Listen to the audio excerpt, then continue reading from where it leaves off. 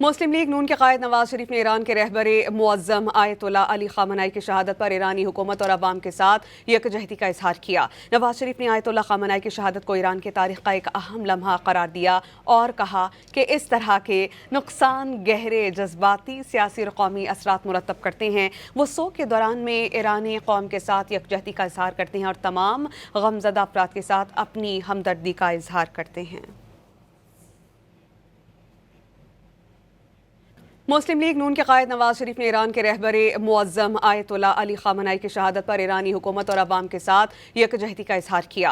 नवाज शरीफ ने आयतुल्लाह ख़ामनाई की शहादत को ईरान की तारीख़ का एक अहम लम्हा करार दिया और कहा कि इस तरह के नुकसान गहरे जज्बाती, सियासी और कौमी असरात मुरतब करते हैं। वो सोग के दौरान में ईरानी कौम के साथ यकजहती का इजहार करते हैं और तमाम गमज़दा अफराद के साथ अपनी हमदर्दी का इजहार करते हैं।